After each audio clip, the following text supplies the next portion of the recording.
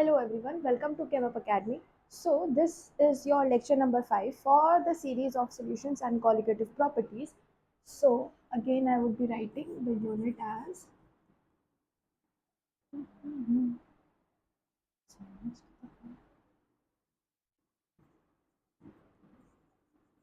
solutions and colligative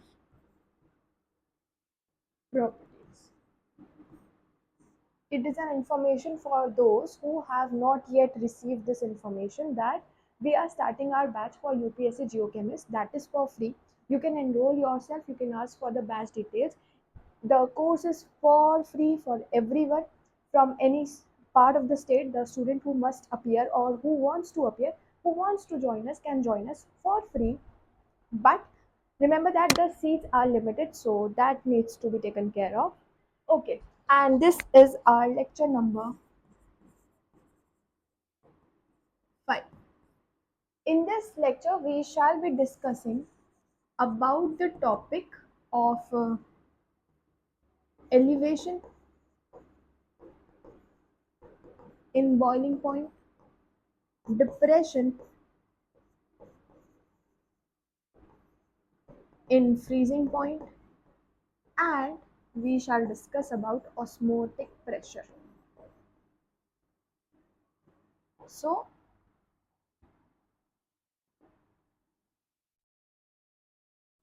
these we shall be discussing about. I hope you all are making proper notes because it is important. Otherwise, you will face difficulties while answering the questions. So, before actually moving on forward, if you have not yet studied about the phase diagram that we had done in the previous class, so I can make it for you again. I'm making it again and again so that it fits and it sets in your mind. So, things go like this. Things go like this. Then we have thing going like this.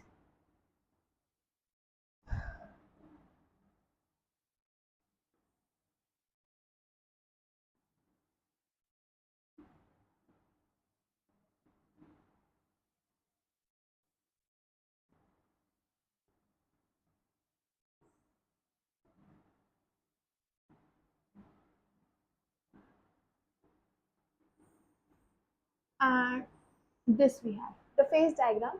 So here we have L to S, here we have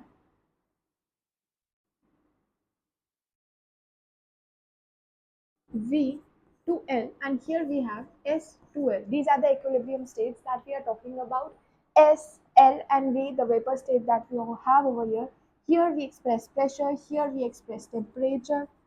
Here is your increasing pressure, and here let's mark our pressure as 180. So, like this, we can draw what this is our normal state represented by for a solvent, I would say. Whereas, let me take pressure thing over here like this. Okay, so this is our pressure going, and we can draw things like this. All right. So, what if I take these similar things for my solvent?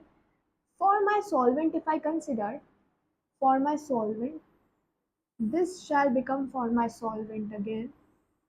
This shall become for my solvent, and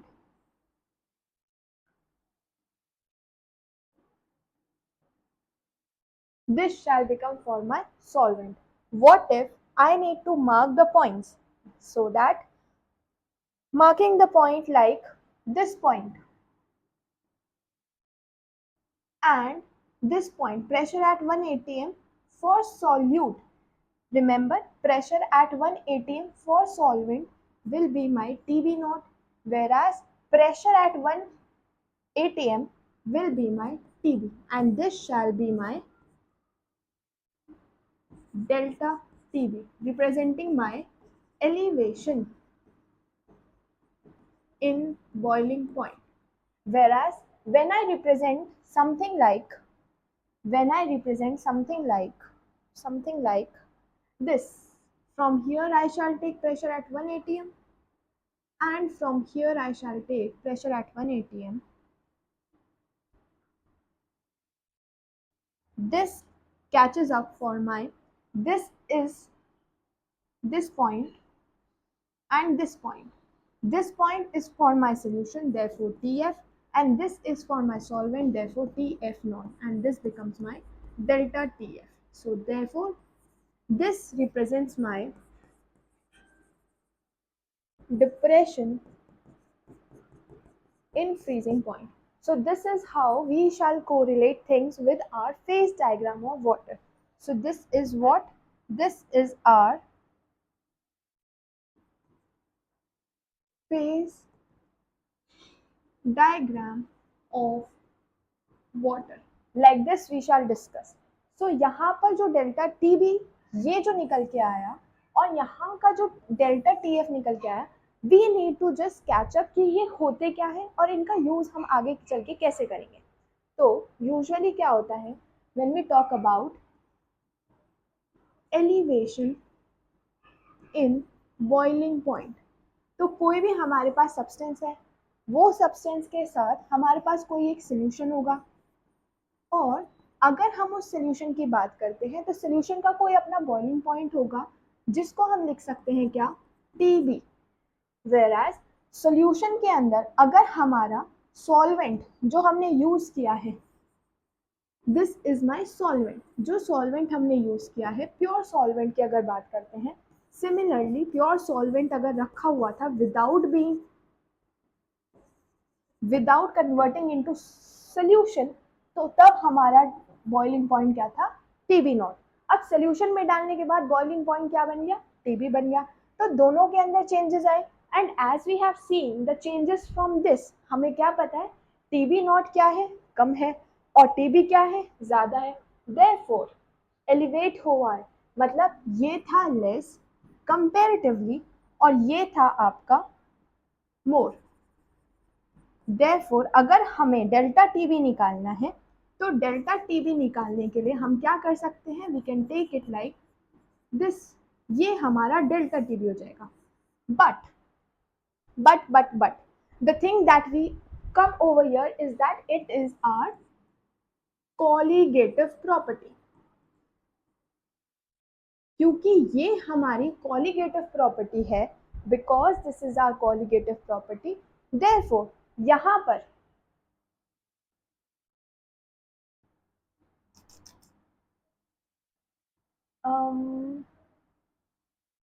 eraser, क्योंकि ये हमारी colligative property है, तो इस colligative property के अंदर हम एक चीज पढ़ते हैं, अमाउंट. क्या अभी तक हमने अमाउंट पढ़ा, नो. अमाउंट को इंट्रोड्यूस कराने के लिए, to introduce amount in this particular thing, हम बोल सकते हैं कि जो हमारा डेल्टा टीबी है, the thing that we know, that means जो हमारा डेल्टा टीबी है वो डायरेक्टली प्रोपोर्शनल होता है मोलैलिटी के. यहाँ पर स्मॉल है is your molality. Since we know it is our colligative property and it should be directly proportional to molality, and to remove this proportionality sign, what we can do is we can introduce a constant, ebuloscopic constant we call it, where Kb is our scopic constant. This constant is quite important. Sometimes direct question could be asked कि इस constant के ऊपर से आप चीजें बताओ या वो बताओ. So hence we have derived the formula wherever elevation and boiling point related to your colligative property would be asked, you would be using this formula. So you can mark this formula as an important formula.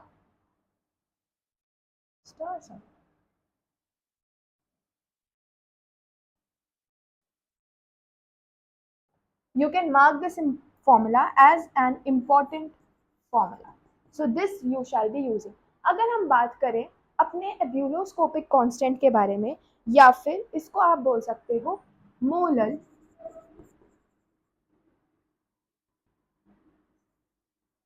Elevation constant, कुछ भी कह सकते हैं, molar elevation constant भी कह सकते हैं, या फिर एब्यूलोस्कोपिक कांस्टेंट भी कह सकते हैं.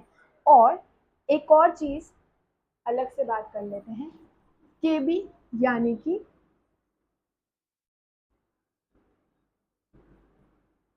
ये हमारा कांस्टेंट है, ये डिपेंड करता है हमारे सॉल्वेंट के ऊपर, क्योंकि ये पर्टिकुलर सॉल्वेंट के लिए लिया जाता है, therefore it depends on the solvent. अगर आपसे पूछ लिया जाए कि बताओ इसकी यूनिट्स क्या होंगी, तो इसकी यूनिट्स के बारे में हम लिख सकते हैं क्या, we can write kelvin, KG, per mole, these are the units. Whereas अगर आपसे इसके बारे में पूछ लिया जाए तो बताओ कैलकुलेट कैसे करोगे, तो इसके कैलकुलेशन के लिए we have a formula, remember what I am saying, मरते दम तक हम साथ हैं। तो this is the formula how you can remember for K B, मरते दम तक हम साथ हैं, एम आर टी, मरते दम तक, you can add it on, हम साथ हैं refers to H for vaporization, into साथ है का 1000 लगा दो, ये 1000 हमने बैलेंसिंग के लिए लगाया है, kg to gram, gram to kg for that ways, और यहाँ पर m जो है आपका that represents your molar mass of solvent, क्योंकि के भी हमेशा किसके लिए होता है, के भी हमेशा होता है सॉल्वेंट के लिए, आर आपको पता ही है, और टी भी हम अभी निकाल कर ही आए हैं, और एच फॉर वेपराइजेशन आप बोल सकते हो, किसके लिए, H of vaporization, again for solvent ही हम यूज करेंगे, तो enthalpy of vaporization. So this is how you can calculate this particular thing. One more thing, there was a question asked in your UPSC, which is the correct expression for calculating ebuloscopic constant। Recent का ही question है, UPSC का prelims का question है। तो ये question ने आपको 4 options दिए थे, जिसमें से एक ऑप्शन क्या था आपका, मरते दम तक, मरते दम तक हम साथ हैं। This was how it was calculated and hence it was to be marked like this. तो ये सॉर्ट ऑफ क्वेश्चंस जो है वो एग्जाम में पूछ लिए जाते हैं, तो like this things will work. Now coming on to our next colligative property, that means depression in freezing point. Depression in freezing point का मतलब, फिर से फेज डायग्राम से देखेंगे क्या, कोई भी चीज हो रही है, यानी टी एफ हमारा क्या है, मोल वैल्यू पर है, टेम्परेचर वैल्यू पर, और टी एफ नॉट हमारा मोर टेम्परेचर वैल्यू पर है, टी एफ हमारा क्या है, लेस टेम्परेचर वैल्यू पर है, देयरफॉर डेल्टा टी एफ हमारा क्या बनेगा, it will become T F not minus T F. Whereas जो हमारा टीबी बना था, जो हमारा टीबी बना था वो क्या बना था, T B minus T B nought. तो ये चीज आपको यहाँ से क्लियर हो जाएगा कंफ्यूजन कि ऐसा क्यों हो रहा है, यहाँ पर टी बी नॉट ज्यादा क्यों था, यहाँ पर टी एफ नॉट कम क्यों है, like this the things will become clear. तो हम डायरेक्टली फॉर्मूले की तरफ चल सकते हैं, कैसे, we can say that we have delta T F किसके बराबर होगा, T F not minus T F, क्योंकि हमें पता है टी एफ नॉट ज्यादा होता है टी एफ के लिए, हम पढ़ के आए हैं कहाँ से, फेज डायग्राम में से। Now since it is a colligative property, therefore इसको भी चेंज करना पड़ेगा, और इसके लिए we are introducing a new term, K F जिसको बोलते हैं, उसके लिए हमने एक न्यू टर्म इंट्रोड्यूस किया था, जिसको हमने बोला था ebullioscopic constant, whereas for T F हम इसको बोलेंगे क्या, मोलर डिप्रेशन कांस्टेंट। वो था के एफ यहाँ पर हो जाएगा आपका molar depression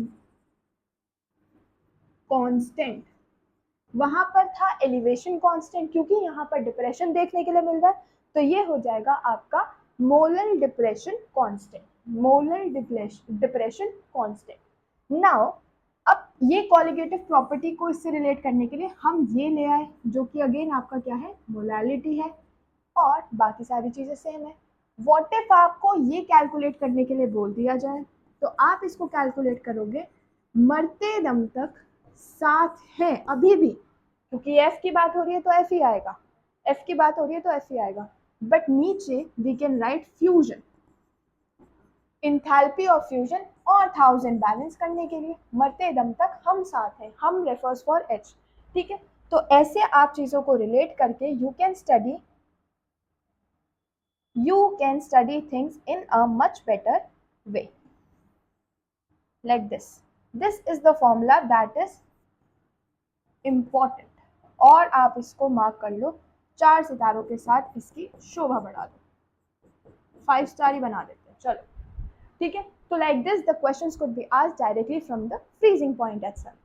Now coming on to our the fourth property, पहली property relative vaporization we have done in the previous lecture, 2 property अब कर चुके हैं, अब यह है चौथी प्रॉपर्टी यानी कि osmotic pressure. This is your osmotic pressure. अब ऑस्मोटिक प्रेशर क्या होता है? ऑस्मोटिक प्रेशर जानने के लिए हमें बनानी पड़ेगी एक अपनी छोटी सी मेम्ब्रेन, जिसको हम नाम देंगे क्या? Semi permeable membrane. इसको हमने क्या नाम दिया? इसको हमने नाम दिया, this layer is called semi permeable membrane. यहाँ हम लिख देते हैं लो कंसंट्रेशन वाली चीजें लगाएंगे, यहाँ हम लिख देते हैं हाई कंसंट्रेशन वाली चीजें लगाएंगे। ठीक है, यहाँ अगर हम लिख दें कि क्योंकि लो कंसंट्रेशन है तो हमारा प्योर सॉल्वेंट यहाँ बैठा होगा, वेराज अगर हम बड़ी बात करें तो हमारा सोल्यूशन यहाँ बैठा होगा। ऐसे हम चीजें समझ पाएंगे। प्योर सॉल्वेंट की कंसंट्रेशन और हाई कंसंट्रेशन, ये है सेमी परमिएबल मेम्ब्रेन। इसका काम क्या होता है? ये सिर्फ कुछ चुनिंदा चीजों को अलाउ करती है कि इसके थ्रू पास हो सके। अब यहाँ पर जो हमें प्रेशर देखने के लिए मिल रहा है, दैट प्रेशर इज, जो हमें यहाँ पर प्रेशर देखने के लिए मिल रहा है, खुद ही से बना लेते हैं, जो यहाँ पर प्रेशर देखने के लिए मिल रहा है वो मिलता है ऐसे, मतलब लो कंसंट्रेशन से जा रही हैं चीजें हाई कंसंट्रेशन की तरफ। Therefore what we can say for osmotic pressure, osmotic pressure के लिए हम क्या बोल सकते हैं? We can say that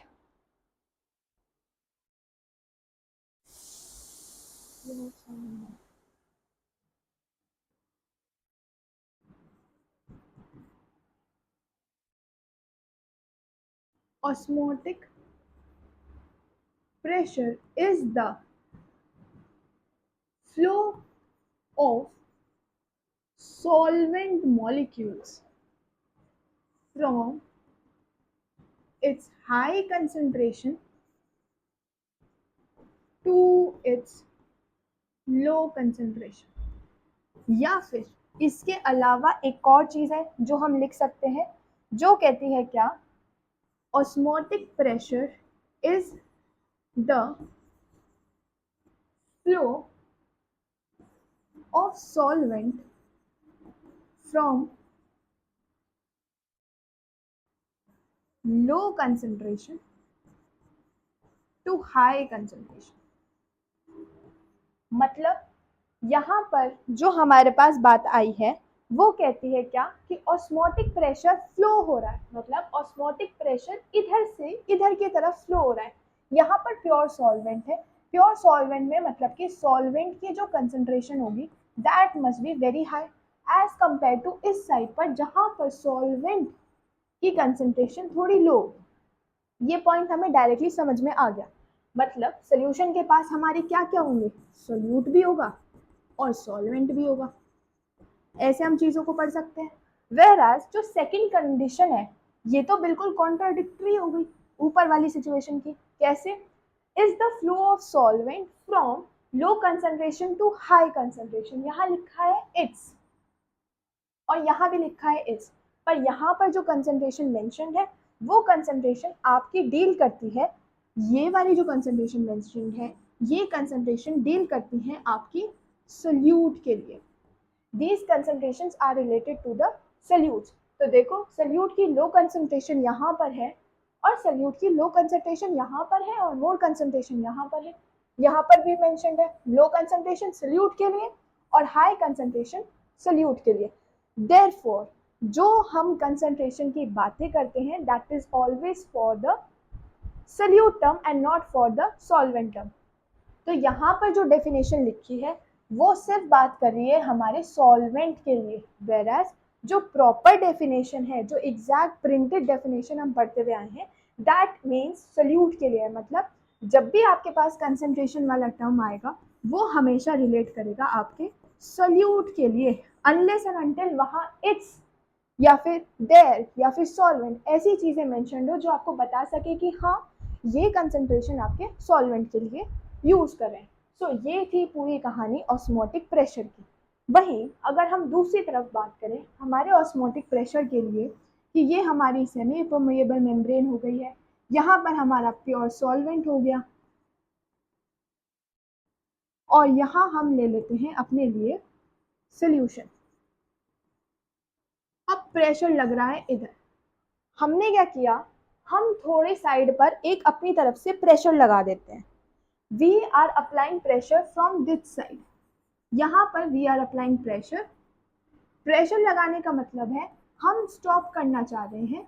stop कितने पार्टिकल्स को, सॉल्वेंट के मॉलिक्यूल्स को, सॉल्वेंट मॉलिक्यूल्स। हमने इस तरफ पे प्रेशर लगा दिया सो दैट हम इन जो मॉलिक्यूल्स इधर मूव कर रहे थे so that we can stop it. और ये प्रेशर हमारा डायरेक्टली प्रोपोर्शनल रहेगा किसके, टेम्परेचर के और उसकी कंसंट्रेशन के बराबर रहेगा। अब क्योंकि प्रोपोर्शनैलिटी साइन है तो things have to be change. तो थिंग्स चेंज करने के लिए हम क्या करते हैं, थिंग्स चेंज करने के लिए we can remove this sign and we can say a constant. तो आपने ये फॉर्मूला बहुत बार पढ़ा होगा, जगह जगह पर चप्पे चप्पे पर पढ़ा होगा आपने ये फॉर्मूला। तो ये फॉर्मूला यूजुअली प्रेशर को दर्शाता है। तो ये फॉर्मूला कॉलिगेटिव प्रॉपर्टीज में यू विल बी यूजिंग। अब इसी के तहत एक और फॉर्मूला आता है फॉर रिवर्स ऑस्मोसिस, क्योंकि अभी तक कहानी सिर्फ ऑस्मोसिस की चल रही थी। अगर अब कहानी हम रिवर्स ऑस्मोसिस की बात करते हैं, रिवर्स ऑस्मोसिस का मतलब क्या हो गया, हम यहाँ पर चीज़ें रोक रहे थे, प्रेशर हम अप्लाई कर रहे थे ताकि चीज़ें ना जाएं इधर से।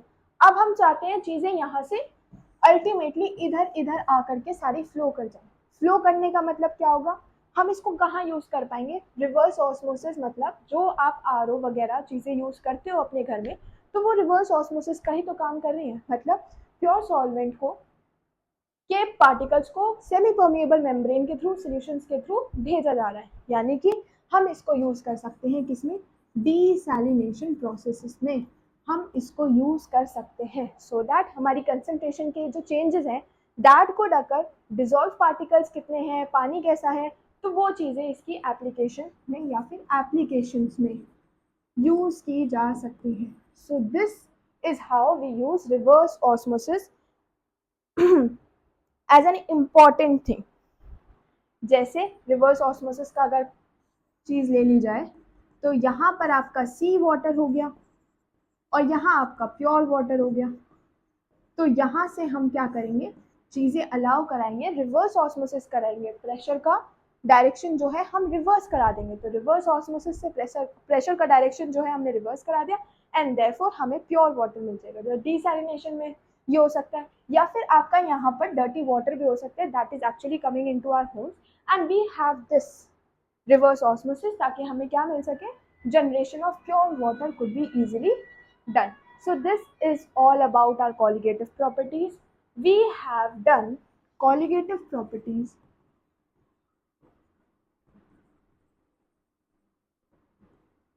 in detail.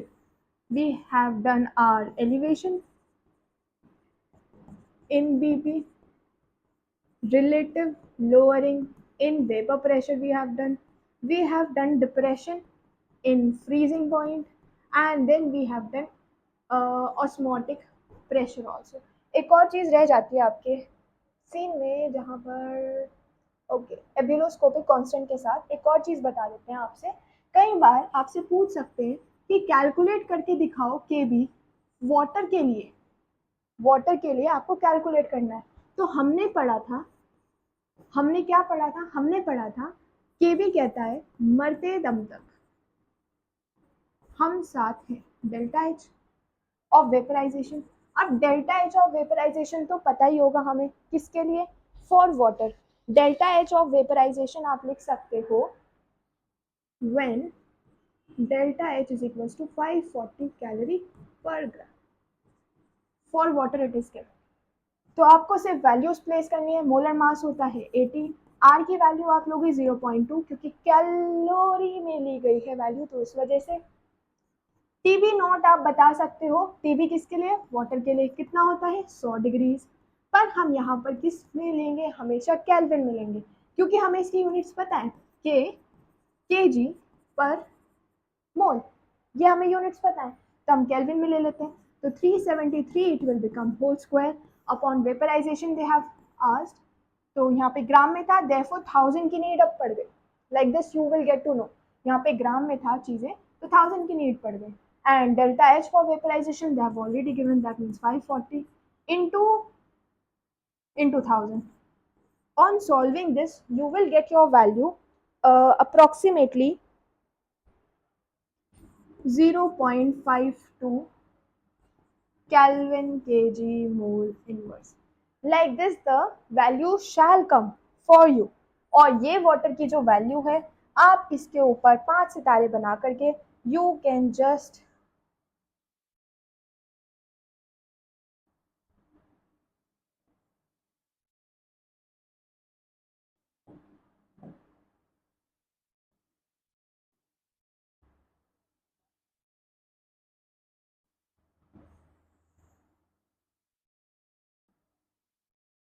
इसको बैठाओ इधर, यहाँ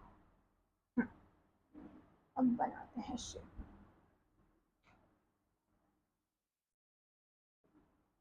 you can mark it like learn. निकालने के लिए तो नहीं पूछेगा, but they might ask you कि क्या होती है वैल्यू, तो डायरेक्टली ये क्वेश्चन में आप यूज कर सकते हो। तो नाउ यू आर दैट सक्षम कि आप ये डायरेक्टली वैल्यू को यूज कर पाओ। कई बार निकालने के लिए भी पूछ सकता है in your theoretical exams, like exams related to your MSc या फिर बीएससी या फिर कोई भी इंटरनल एग्जाम्स अगर आपके चल रहे हैं, semester exams, so in that it can ask very few chances, but for examination you just need to learn this particular thing. So hence we have completed our colligative properties. Next topic for next class shall be our solutions. Till then, stay blessed and keep watching.